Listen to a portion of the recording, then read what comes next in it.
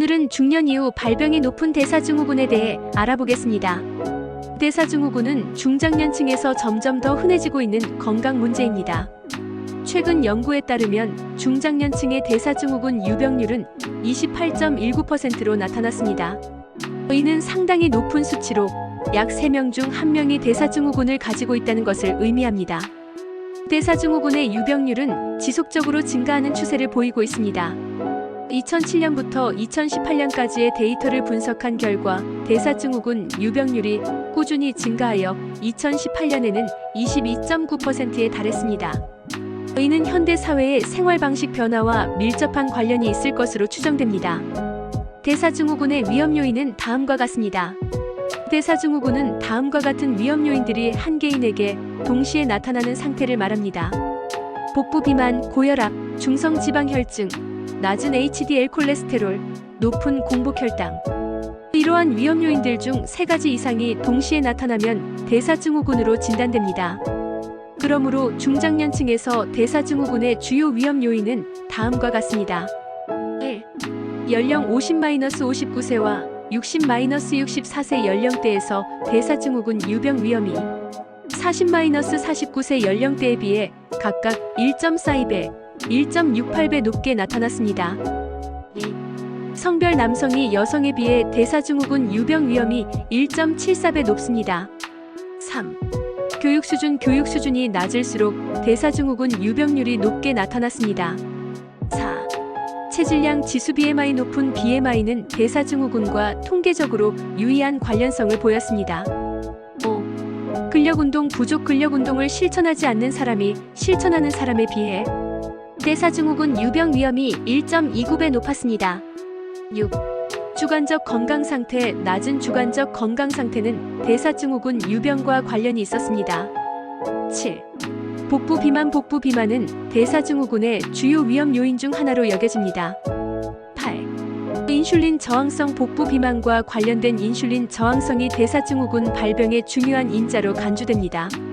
이러한 요인들은 서로 연관되어 있으며 중장년층의 생활 습관과 밀접한 관련이 있습니다. 따라서 대사증후군 예방을 위해서는 건강한 생활 습관 유지와 정기적인 건강 검진이 중요합니다. 그럼 예방을 하기 위해서는 어떠한 운동이 있을까요? 크게 나누면 유산소 운동과 근력 운동으로 나뉘어집니다. 권장되는 운동 유형은 다음과 같습니다. 1. 유산소 운동으로는 걷기, 조깅, 자전거 타기, 수영, 댄스, 탁구, 계단 오르기 등이 있으며 중등도 강도로 수행 상대방과 대화가 가능하거나 약간 숨이 찰 정도 하는 것이 좋습니다. 2. 근력 운동으로는 주 23회 실시하는 것이 좋으며 혈당 조절에 도움을 줍니다. 운동 권장 사항으로는 주 3회 이상 30분에서 1시간 정도, 주 150분 이상 운동 권장하며 운동 전 10분간의 준비 운동 필수이며 꾸준히 지속적으로 운동하는 것이 중요합니다. 초반에는 가볍게 시작하여 서서히 강도와 시간을 늘려가는 것이 좋습니다.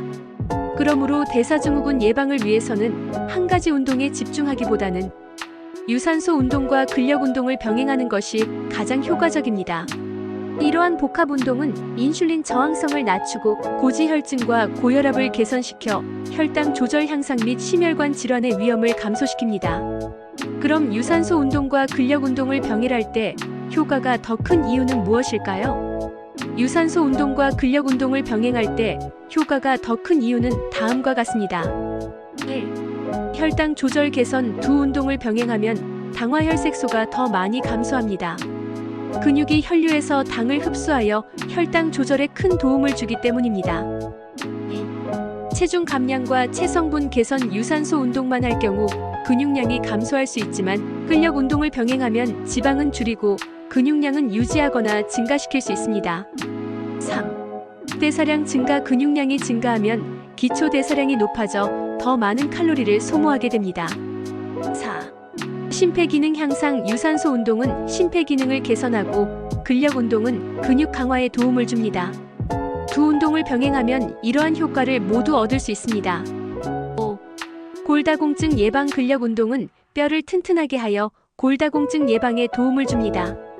6. 전반적인 건강 개선 두 운동을 병행하면 심장 건강, 근력, 유연성, 균형감 등 다양한 측면에서 건강 이점을 얻을 수 있습니다. 따라서 유산소 운동과 근력 운동을 적절히 병행하는 것이 건강 증진과 질병 예방에 더욱 효과적입니다. 그러면 여기서 유산소 운동을 통해 인슐린 저항성을 개선할 수 있을까요? 답은 개선할 수 있다입니다. 12주 동안의 빠른 걷기와 달리기 운동 프로그램은 중년 여성의 인슐린과 HOMA-IR 수준을 낮춰 인슐린 저항성을 개선하는 데 매우 효과적인 것으로 나타났습니다. 또한 8주간의 규칙적인 유산소 운동 프로그램은 비만 남성의 체질량 지수 BMI 체지, 방률, 복부 지방률을 감소시켰습니다. 특히 혈중 오스테오칼신 수치가 증가하고 렙틴 호르몬이 감소했는데 이는 인슐린 저항성 개선에 도움이 될 수 있습니다. 그러면 유산소 운동의 강도에 따른 인슐린 저항성의 차이는 얼마나 될까요? 중강도와 고강도 유산소 운동 모두 인슐린 저항성을 개선시키는 효과가 있지만 고강도 운동이 더 큰 효과를 보이는 것으로 나타났습니다. 12주간의 유산소 운동 프로그램 후 1. 중강도 운동군과 고강도 운동군 모두에서 인슐린과 HOMA-IR 수준이 운동 전보다 통계적으로 유의하게 감소했습니다. 2. 고강도 운동군에서 중강도 운동군보다 인슐린과 HOMA-IR 수준의 감소폭이 더 크게 나타났습니다. 3. 고강도 운동군에서는 근육량으로 보정한 경우에도 여전히 인슐린 감수성이 유의하게 호전되었습니다. 그러나 운동 중단 후에는 이러한 효과가 점차 감소하는 경향을 보였습니다. 따라서 인슐린 저항성 개선을 위해서는 지속적인 운동이 중요합니다. 그러면 중강도 유산소 운동과 고강도 유산소 운동의 차이점에 대해서 알아보겠습니다. 첫 번째, 운동 강도의 차이. 중강도 운동. 약간 숨이 차고 옆 사람과 대화는 가능하지만 노래를 부르기는 어려운 정도입니다. 최대 심박수의 6,476% 정도에 해당합니다. 10점 만점에 56점 정도의 힘이 드는 운동입니다. 고강도 운동. 숨이 너무 차서 옆 사람과 대화 자체가 불가능한 정도입니다. 최대 심박수의 77% 이상에 해당합니다. 10점 만점에 78점 정도의 힘이 드는 운동입니다. 두 번째, 운동 시간과 효과. 고강도 운동 1분은 중강도 운동 2분과 동일한 효과를 냅니다. 주당 권장 운동량은 중강도 운동 150분 또는 고강도 운동 75분입니다. 세 번째, 신체 반응의 차이. 고강도 운동은 중강도 운동에 비해 BDNF 내 유래 신경 영양인자 증가폭이 약 3배 높습니다. 아이리신 운동 호르몬 증가폭이 약 2배 높습니다. 이러한 차이로 인해 고강도 운동은 지방량 감소와 인슐린 감수성 개선에 더 효과적일 수 있습니다. 주의사항. 고강도 운동은 효과가 크지만 일반인들에게는 부상 위험이 높을 수 있으므로 주의가 필요합니다. 그러므로 개인의 체력과 건강 상태에 맞는 적절한 운동 강도를 선택하는 것이 중요합니다. 그러면 여기서 중강도 유산소 운동과 고강도 운동을 할 때 주의해야 할 점은 무엇일까요? 첫 번째, 중강도 운동 시 주의사항은 1. 적절한 운동 강도 유지. 약간 숨이 가쁘면서 대화가 가능하고 이마에 땀이 맺히는 수준으로 운동 강도를 유지해야 합니다. 2. 운동 시간 준수. 한 번에 30분 이상 운동을 지속하는 것이 좋습니다. 이는 체내 에너지 전환 과정을 통해 심폐기능 향상에 도움이 됩니다. 3. 준비운동. 실시 운동 전 반드시 준비운동과 스트레칭으로 몸을 풀어주어야 합니다. 4. 적절한 장비 사용. 운동화를 착용하고 운동 전 기구의 안전 상태를 체크해야 합니다. 5. 올바른 자세 유지. 운동 중 항상 올바른 자세를 유지하고 허리를 곧게 펴 중립 자세를 취하거나 살짝 아치형. 일정한 호흡 유지. 운동 중 일정한 호흡을 유지해야 합니다. 6. 개인의 신체 상태 고려. 비만, 노년층, 만성질환이 있는 경우 등 개인의 신체 특성에 맞는 운동을 선택해야 합니다. 7. 과도한 운동 피하기. 무리한 운동은 오히려 역효과를 초래할 수 있으므로 충분한 휴식을 취해야 합니다. 8. 운동 후 관리. 운동 후에는 반드시 스트레칭을 통해 근육의 긴장을 풀어주어야 합니다. 9. 정기적인 건강 체크. 특히 만성질환이 있는 경우 의사와 상의하여 적절한 운동 강도를 설정해야 합니다.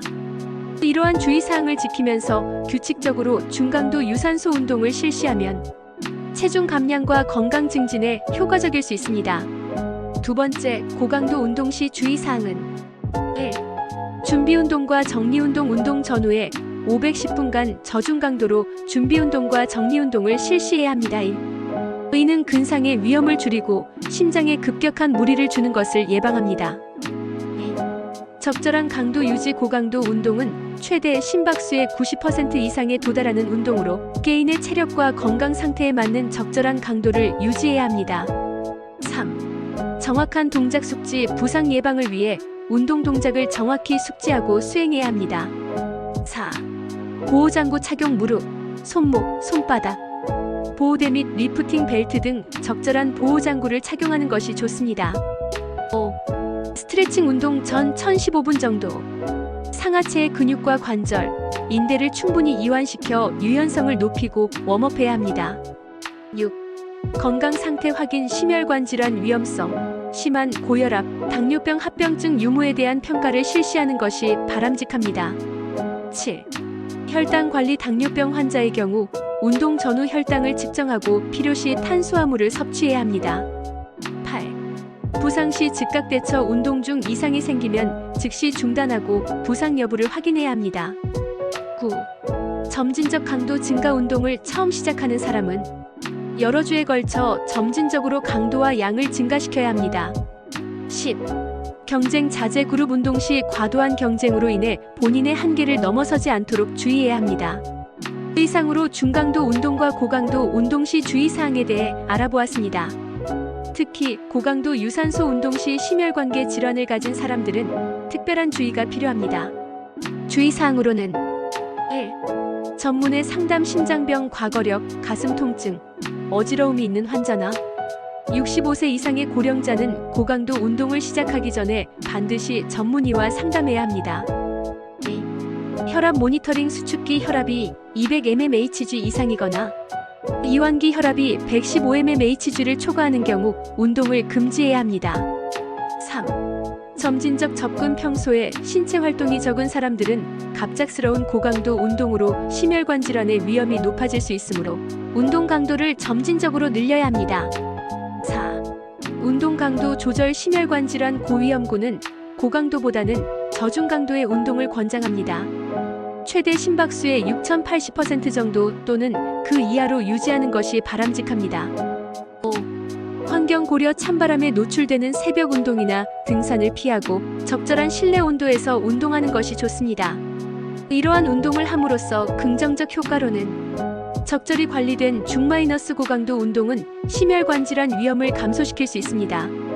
연구에 따르면 60세 이상 고령층에서도 중- 고강도 신체 활동을 늘리면 심혈관 질환 위험이 최대 11%까지 감소할 수 있습니다. 결론적으로 심혈관계 질환자는 전문의와 상담하여 개인의 건강 상태에 맞는 적절한 운동 계획을 세우고 주의사항을 철저히 지키면서 점진적으로 운동 강도를 높여가는 것이 중요합니다. 이러한 운동을 통하여 올바른 식습관과 운동을 적절히 한다면 건강한 노후 생활을 할 수 있을 것입니다. 이상으로 마치겠습니다.